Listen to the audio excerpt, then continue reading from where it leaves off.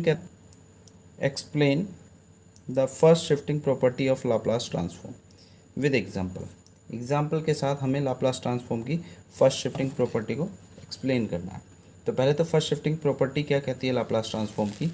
First shifting theorem के according या property के according if Laplace of F T is equal to F S, अगर Laplace F T की value हमने find out कर लिया और वो एफ एस आ गई है, तो प्रॉपर्टी के according Laplace transform of E to the power A T into F T किसके इक्वल होता है, F of S minus A. That means ये जो आंसर आया उसमें बस एस को किससे रिप्लेस कर देना होता है, एस माइनस ए से। ए कहाँ से डिसाइड होगा, ई की पावर से।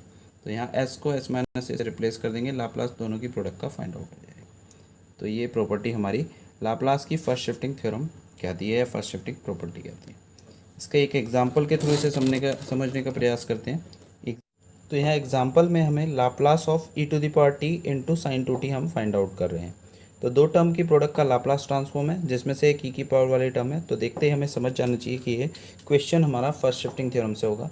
फर्स्ट शिफ्टिंग थ्योरम कहती है दो टर्म की प्रोडक्ट में जब ई की पावर वाली टर्म एक हो तो हमें ई की पावर वाली टर्म प्रोडक्ट जो है उसे छोड़कर बाकी का लाप्लास निकालना है। That means Laplace of sine two T हम फाइंड आउट कर लेंगे। जैसे ही साइन टू टी का लाप्लास निकालने का हम कोशिश करते हैं, इसे एफ टी माना है और लाप्लास एफ टी यानी कि साइन टू टी फाइंड करेंगे, तो ये फार्मूला हमारा होता है लाप्लास साइन ए टी का, ए अपॉन एस स्क्वायर प्लस ए स्क्वायर। तो यहाँ पर अगर हम कंपेयर करें साइन ए टी का फार्मूला और यहाँ हमारा साइन टू टी है, तो ए की प्लेस पर हमें वैल्यू क्या दिखती है, टू। तो अगर लाप्लास साइन टू टी का फाइंड करना है तो ए को टू से रिप्लेस कर देंगे, तो वैल्यू मिलती है two upon S square plus two square. That means two upon S square plus four. तो फर्स्ट शिफ्टिंग थ्योरम के अकॉर्डिंग ये जो आंसर आया इसे हम एफ एस कंसिडर कर लेते हैं। अब फर्स्ट शिफ्टिंग थ्योरम क्या कहती है, by first shifting theorem Laplace E to the power T into sine A T sine two T find out करना है। तो एक वैल्यू किसकी इक्वल होती है, एफ एस माइनस ए। यहाँ ए कहाँ से डिसाइड होता है, ई की पावर से। ई की पावर टी का ई की पावर ए टी से कंपेयर करेंगे तो हमें ए मिल जाएगा। ए कितना है यहाँ पर, वन। तो हमें यहाँ पर ए की प्लेस पर वन रिप्लेस करना होगा, यानी कि Laplace E to the power T into sine two T किसके इक्वल होगा, एफ एस माइनस वन के। अब F S minus one find out करना है, तो एफ एस हम पहले ही फाइंड आउट कर चुके थे जो कि two upon S square plus four के इक्वल था। एफ एस माइनस वन चाहिए, तो इसके लिए एस को किससे रिप्लेस करना होगा, एस माइनस वन से।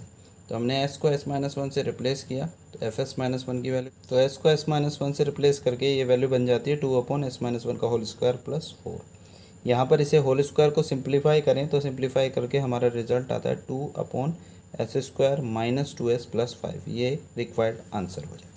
तो क्वेश्चन नंबर वन का बी का सॉल्यूशन था। अब हम आते हैं क्वेश्चन नंबर वन के सी पार्ट पर। अगर हम वन के सी पार्ट की बात करें तो क्वेश्चन कहता है discuss the convergency of sequence U N where U N is equal to.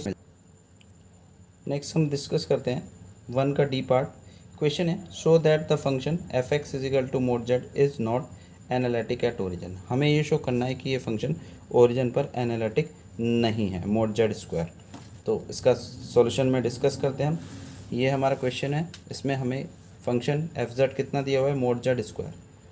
तो जेड इज इक्वल टू यहाँ पर एक्स प्लस आई वाई के इक्वल है, तो mod Z square is equal to हो जाएगा एक्स प्लस आई वाई का whole square.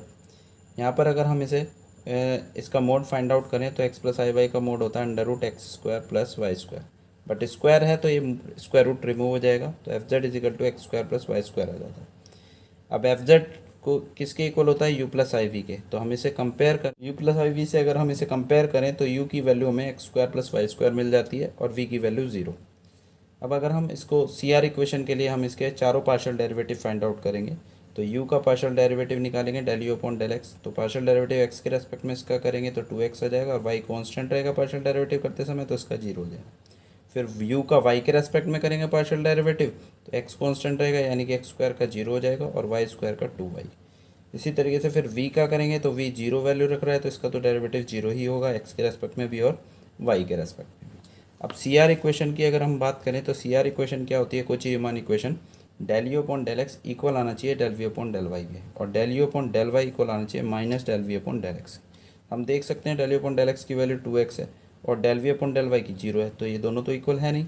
और del U upon del Y की वैल्यू हमारी 2y है और del V upon del X की जीरो है, तो ये भी इक्वल नहीं है। बट हाँ, एक ही केस में इक्वल हो सकते हैं जब हम ओरिजिन पर चेक करें, क्योंकि एक्स और वाई जीरो होंगे तो ये भी जीरो हो जाएगा, ये भी जीरो। सारी वैल्यू जीरो होने पर सी आर इक्वेशन सेटिस्फाई हो जाएगी। इट मीन्स यहाँ पर सी आर इक्वेशन जो है वो ओनली सेटिस्फाइड है at origin but not in neighbourhood of origin. Origin के आसपास के पॉइंटों पर नेबरहुड पे सेटिस्फाई नहीं है।